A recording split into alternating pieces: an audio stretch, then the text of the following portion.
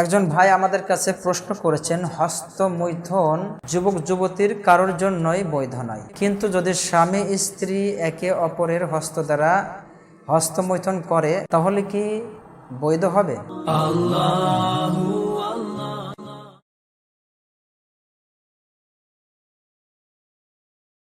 জি ভাই, আপনি জীবন ঘনিষ্ঠ একটি প্রশ্ন করেছেন। হস্তমৈথুন বর্তমানে একটা অভিশাপে দাঁড়িয়ে গিয়েছে। হস্তমৈথুনের ফলে একজন অবিবাহিত যুবক তার যৌবনত্বকে যেমনভাবে ধ্বংস করছে, সে আল্লাহ রাব্বুল আলামিনের দেওয়া নিয়ম ও নীতির সীমালঙ্ঘনকারী হিসাবে তিনি আল্লাহর সীমানাকে অতিক্রম করছেন, অর্থাৎ আল্লাহর একটি বিধানকে অমান্য করছেন। অর্থাৎ একটা যুবক বা যুবতী অবিবাহিত অবস্থায় কোনোভাবেই সে হস্তমৈথুন করতে পারবে না।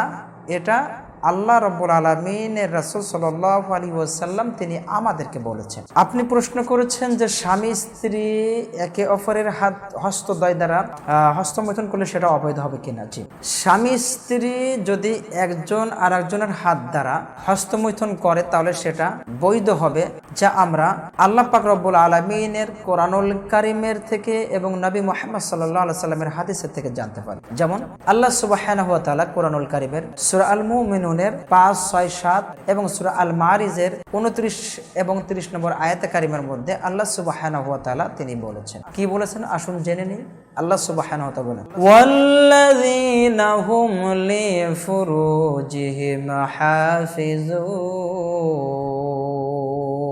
ওয়াল্লাযীনা হুম এবং যারা লিফুরুজিহিম তাদের লজ্জা স্থানকে হাফিজুন হেফাজত করে, ইল্লা আলা আজওয়াজিহিম আও মা মালাকাত আইমানুহুম ফাইন্নাহুম গায়রু মালুমিন।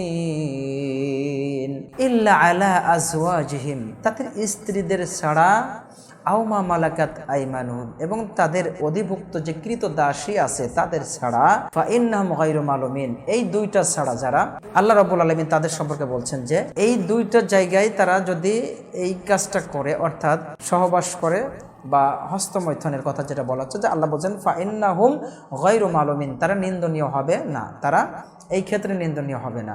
এরপর আল্লাহ বলছেন যে ফামান ইবতাগা ওয়ারা যালিকা ফাউলাইকা হুমুল আদুন আল্লাহর দেওয়া নিয়ম ছাড়া যারা নিয়মকে ভঙ্গ করবে তারাই হবে সীমা লঙ্ঘনকারী।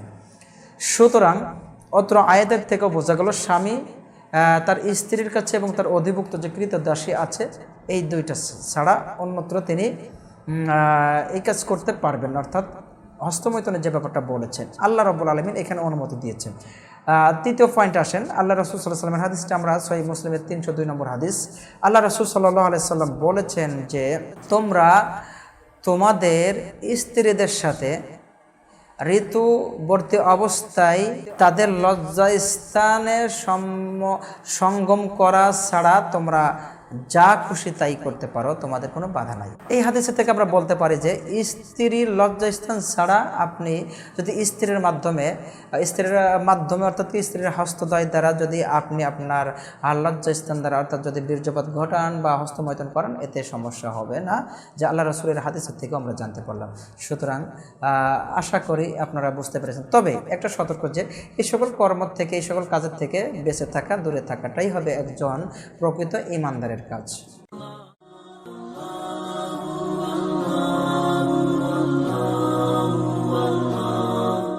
আল্লাহু